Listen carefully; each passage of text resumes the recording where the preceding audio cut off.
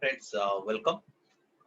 In our previous session, we had discussed about some of the basic tax planning concepts, and in that context, we are discussing that there are various kinds of persons who are liable to pay tax, and one can earn in all these kinds of persons can earn income.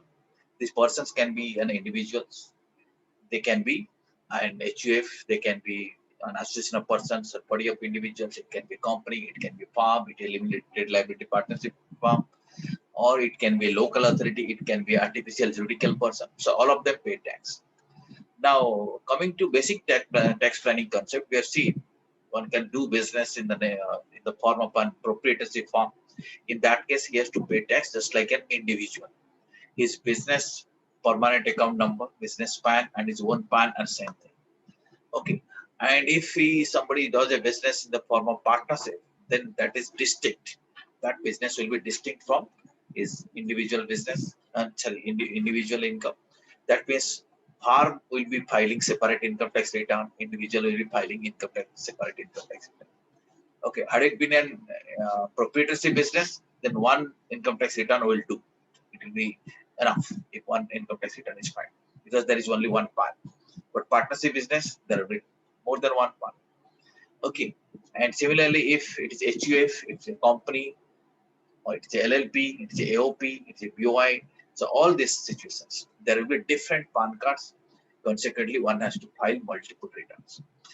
Then one may think, why why at all one will do partnership or why at all one go for the company. It depends upon the requirement. There are some specific deductions which are available to some specific kinds of organizations. Okay, that is one thing.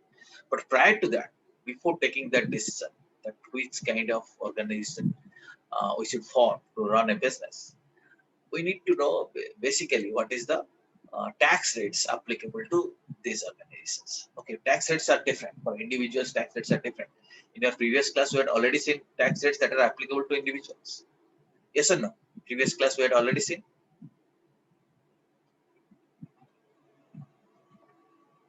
Yes, sir. Yeah. At that time also we had seen that how to make use of that relief under section 87A if income is marginally exceeding 5 lakh rupees, how it is affecting your tax, that also we have understood. We have also understood the concept of surcharge in our previous class, right? Today what we'll do quickly, we'll be understanding the difference between the old scheme of taxation and new scheme of taxation. For this assessment year, that is this assessment year 21-22, this option is available to you. I think you are aware of earlier also when I was showing you the tax calculator, and that time also I was showing you that you see there is an option you may go for new scheme. Under new scheme, tax rates are low. Okay, we'll see that tax rates are low, but certain deductions, certain exemptions, etc. are not available. So keeping that thing in mind, you have to decide whether one should go for new scheme or for old scheme. Okay, this is for individuals, right? After that, we'll see what are the rates applicable to farms, rates applicable to companies. All these things will be learning. So right now, going to share the screen with you. I think you're able to see the screen. Okay, are you seeing it or not? Scheme of taxation. Yes, sir. Yes, sir. Scheme of taxation. We have discussed various kinds of company and informed you earlier, and this is the slab rates for various assesses like individuals, HUF, AOP, BOI, HAP. These are the slab rates. Right? We have already seen it. And we know there is one rebate under 87A is applicable to individuals. That concept already we know.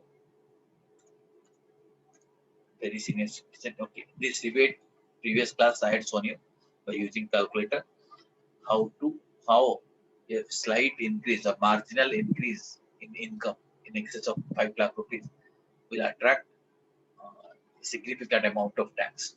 That means suppose the income is only 5 lakh rupees, tax rate is nil, but let us say 5 lakh and 10 rupees, tax rate will be around 12,500 or 12,000, a little more than that, also including surcharge. So that's why when they plan your tax income. But there, when you are using tax calculator, you must have seen there is an option that whether you want to avail, whether you want to pay tax under section 115 BAC. 115 BUC. What is that? We are going to learn. So this is in fact the new scheme of taxation. This is available for assessment year 21-22.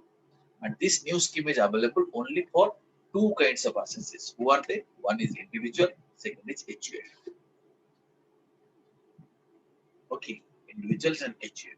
But if you go for new scheme, this is the tax rate under new scheme. Okay, as you can see, up to 2.5 lakh, what is the rate of tax? 0. 0. Then above 2.5 lakhs, but up to 5 lakh, what's the rate? 5%. Above 5 lakh, but up to 7.5 lakh, what is the rate?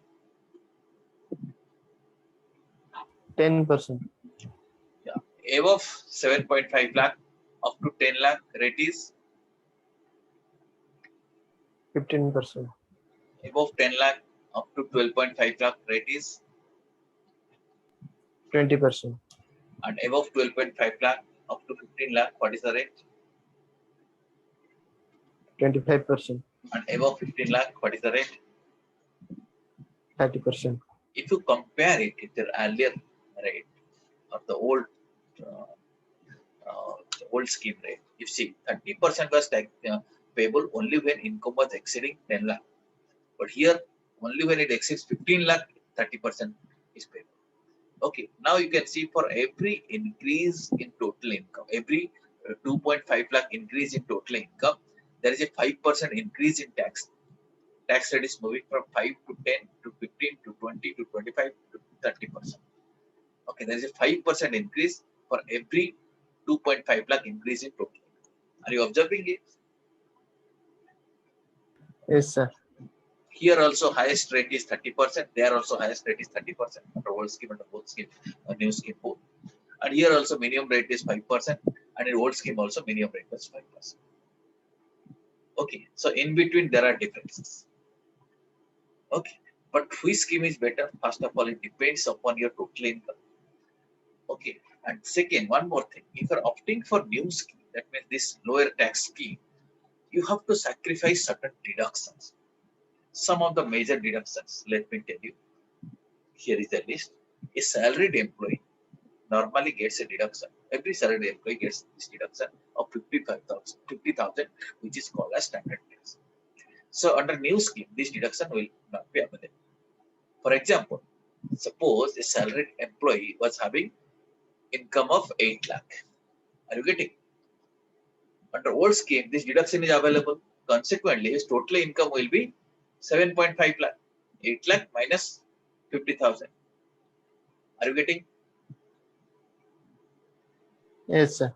Okay. But under new scheme means this scheme we are talking about. Okay. Under new scheme, this is about 115 BSc scheme.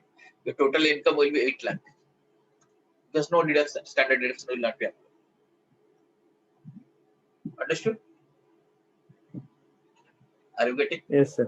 Under new scheme, the rate is less, but your taxable income will be more.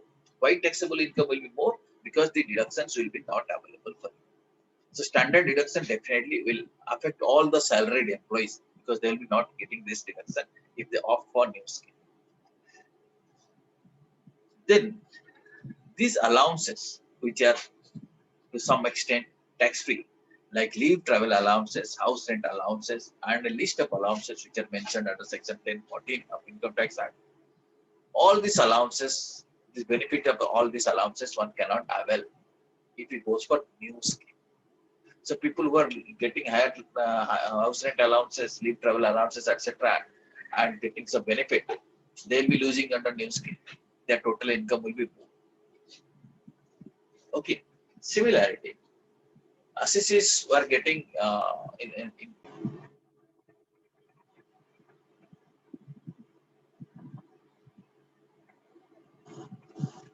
sorry, got interrupted due to this connection failure. Yeah, we're able to watch it now.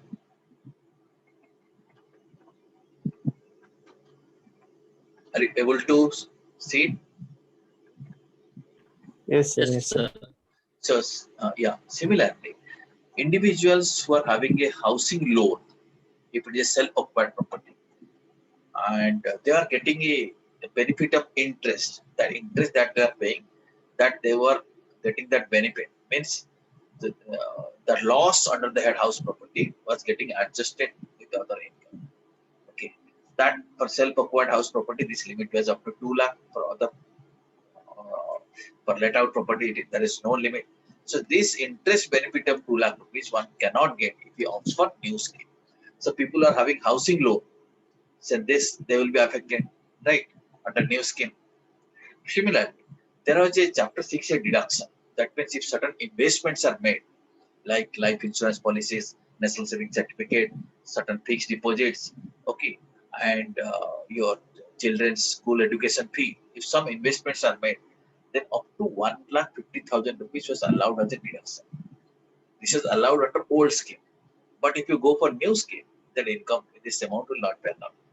For example, someone was getting a deduction 1,50,000. Suppose his income was, let us say, 9 lakh. So his taxable income was 9 lakh minus 1,50,000. Is it not? His taxable one income was 7,50,000. But in a new scheme, it will be 9 lakh only because these deductions will not be available. Similarly, if someone is giving some donation to some eligible organizations, he was getting a deduction of 80G. Certain cases 50% deduction, certain cases 100% deduction. Like Prime Minister's Relief Fund, etc., one can get 100% deduction, and some other funds there is 50% deduction. That deduction one cannot get if he takes the new scheme. Okay. Similarly, deduction for this educational loan. Okay, interest paid on educational loan was allowed as a deduction under section 80E. That amount would not be allowed. Deduction under 80 TTA for saving bank interest for 10,000. Normally for senior citizen, higher amount is there. So that deduction one cannot get if you get for new scheme. Okay, so now one can understand if you compare between new scheme and old scheme, you can find under new scheme, what will happen, your income will be more, your taxable income will be more, and you have to pay tax at a lower rate. Whereas under old scheme, the taxable income will be less because of these deductions, and you will be paying tax at the higher rate. So now, what is the challenge here? One has to compare between new scheme and old scheme. Whichever is better, we have to think. Here is some type of comparison has been made under old scheme and new scheme. But these comparisons are on certain basis or certain assumptions. Assuming that one gets a deduction of 2.5 lakh. Okay, why 2.5 lakh? Maybe he has invested 1.5 lakh in ETC schemes and some other benefits are available. So on that basis, you can find out up to certain income you might be seeing. You can compare the tax under old scheme and new scheme. New scheme is higher, but after some time you can see new scheme is tax is lower. So one has to compare like this. So you may think how to compare. How to compare? Let me show you. It's very easy. You know the concept of total income. Total income is calculated by aggregating all the heads of income, then applying setup and carry forward provisions, then adjusting carry forward of losses. After that, certain deductions are made. We made the total. That total income figure, if you know, then you can come to tax under old scheme or new scheme. You see what I am typing now, which site I am going? incometaxindia.gov.in. Are you seeing it? Yes, sir. Is it visible to you?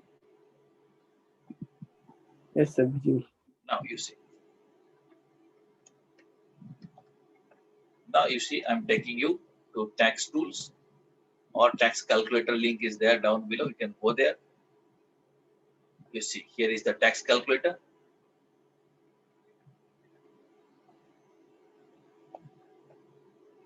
For assessment year 21-22 will do. If we select individuals on HUF, that option will be activated.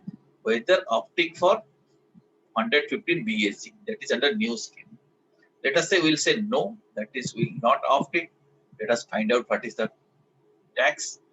Let us assume we are a male, not residential resident. Let us say total income is 12 lakh. 12 lakh means this is under old scheme. because I have not opted 115 BSc. Old scheme means after deduction it is 12 lakh. Under new scheme it might be more. Suppose here I have included deduction of 1,50,000. Under new scheme, what will be the amount?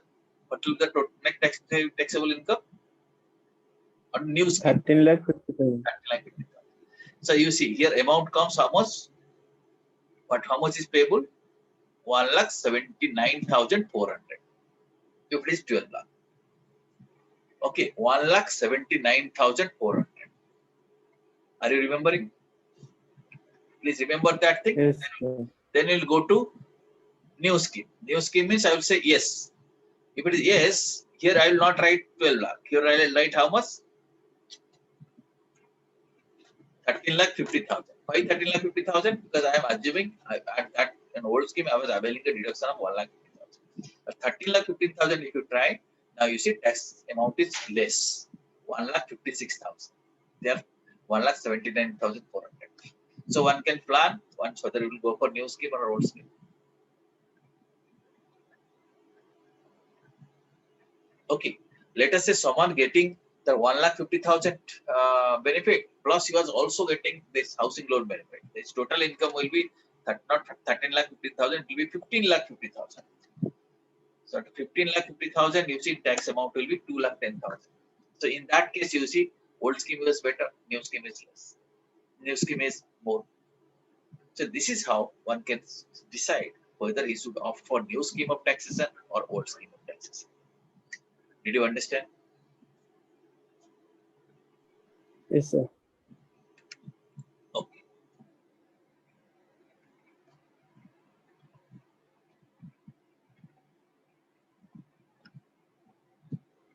Now,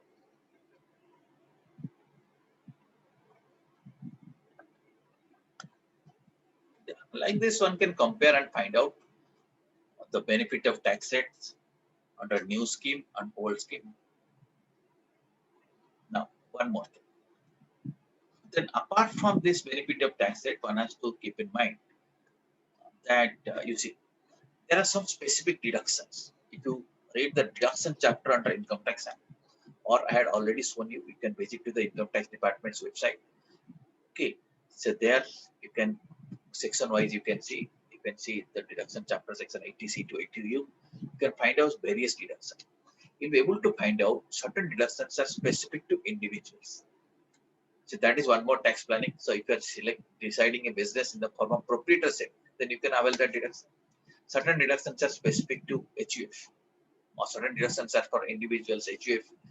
Okay, like this. So depending upon the organization, depending upon the kind of business entity, your total taxable income may vary.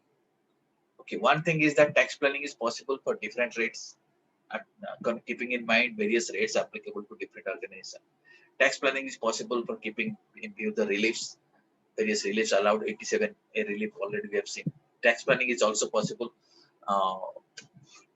in the context of old scheme versus new scheme. Now let us see what is the tax rates which are applicable to other organizations, so that quickly we can decide which kind of organization will be better for us. Okay. Now you see,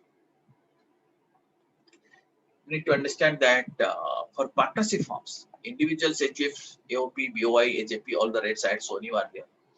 For partnership firm, rate is 30%. Individual, there is slab rate, 5%, then 20%, then 30%. In partnership firm, directly 30%. No slab rate is there. So partnership firm's tax rate is definitely more. But there are some other benefits. Okay, that partner salary is not taxable in the hands of, partner salary, which is, not partner salary, partner's profit is not taxable in the hands of the partners. That means whatever profit is which is distributed by the farm will be paying tax on its profit. The same profit which it is distributed to the partners, that is not taxable. Section 10 gives that exemption. That is the benefit. Our partner can draw salary, interest, etc., up to certain limits. Okay, but first remember, partnership firms are taxed at the rate of what percent? 30%. 30%. But there is a surcharge of 12%. This is applicable only when total income exceeds 1 crore. Surcharge is subject to marginal rate.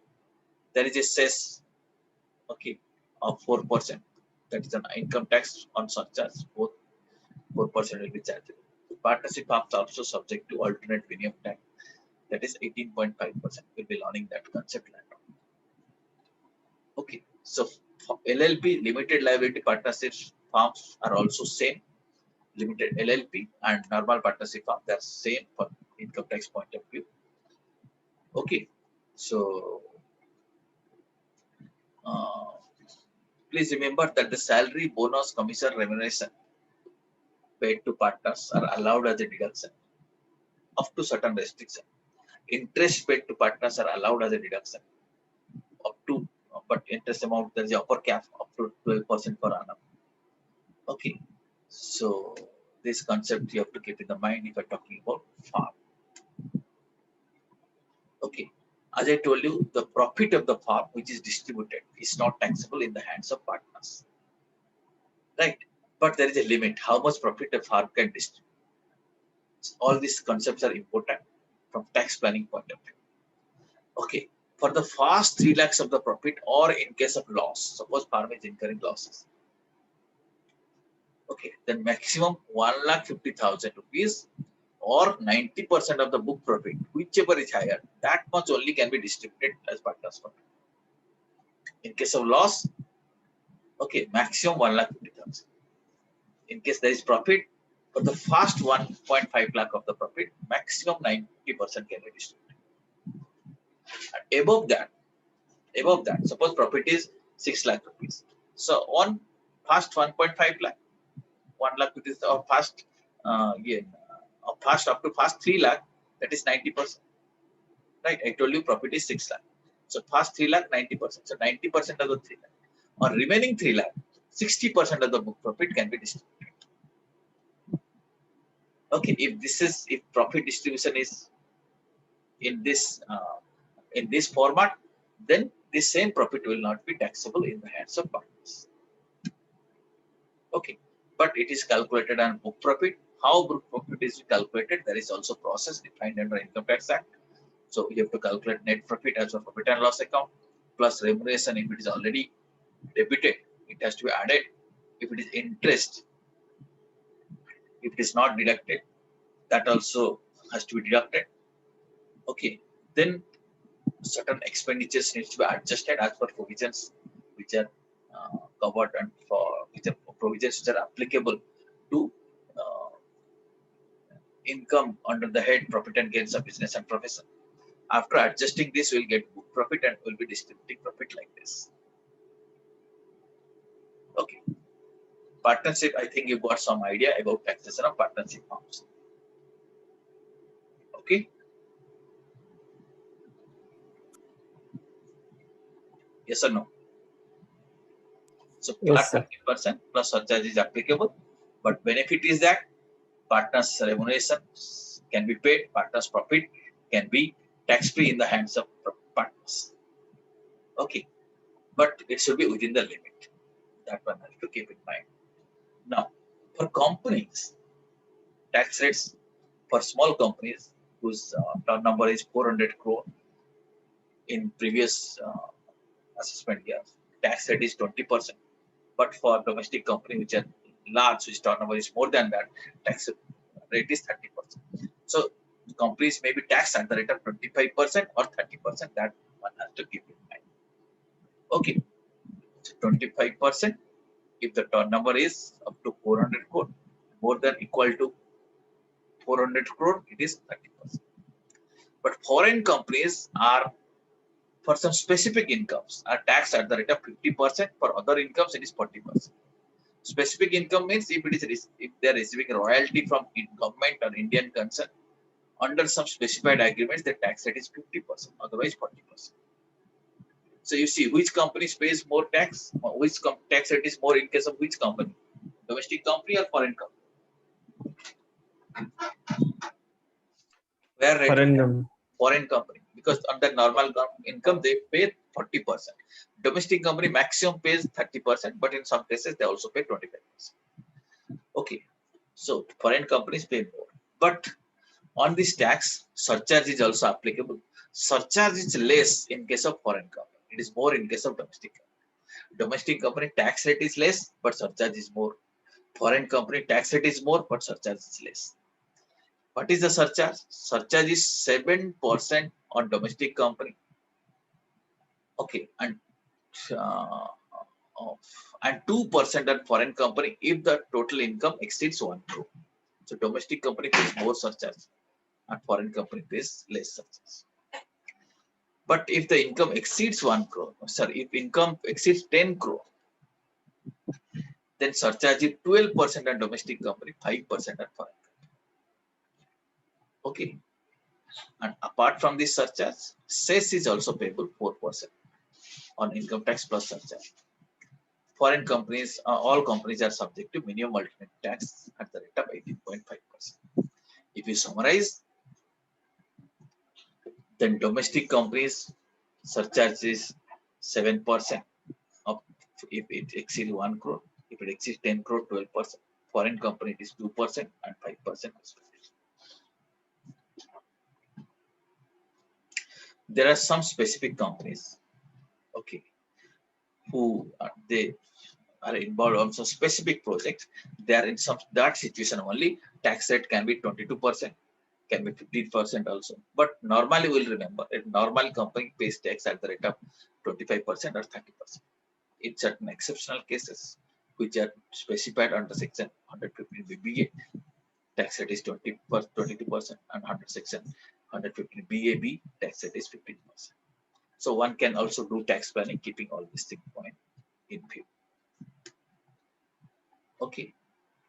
Now we'll understand. We have understood what is the tax rate applicable to all the kinds of assets now.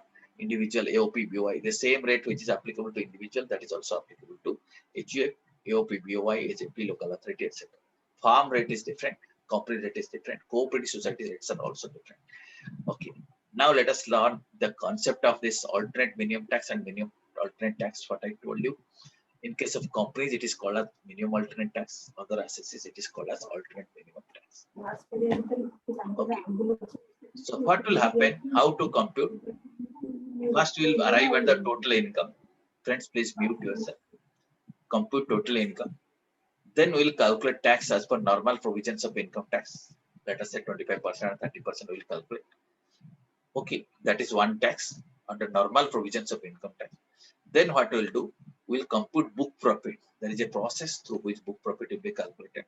So at this stage, you understand it is something like your accounting profit. Accounting profit can be different from tax profit computed for income tax purpose, because depreciation rates are different under accounting, under income tax, and there are certain expenditure income tax allows according to the provisions of the act.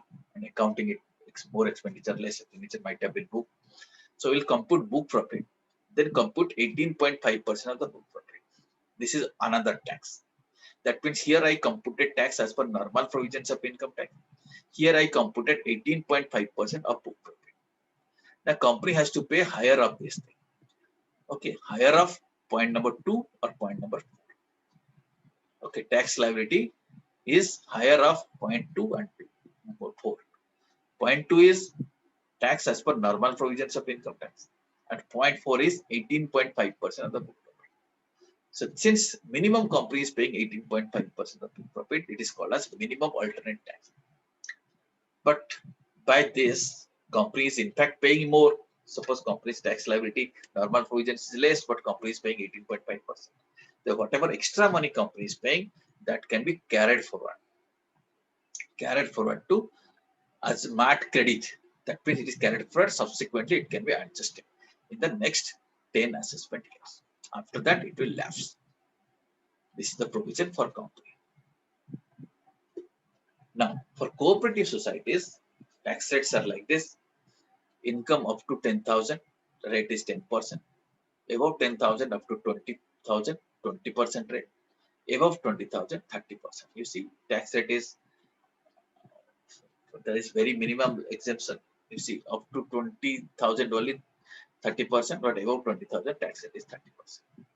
But there are certain schemes, optional schemes for cooperative society for assessment year 21-22. Income tax will be 20%. surcharge is 10%, cess should be 4% like this. This is for local authorities, tax rate is 30%. Okay. Apart from that, there are some special rates under Income Tax Act for short-term capital gains 15%, for lotteries, etc. 30%. So all these rates has to be kept in mind when you are deciding which form of business we will do. Okay. Broadly, this is the various rates applicable to different kind of assesses. Okay, understood? Did you understood up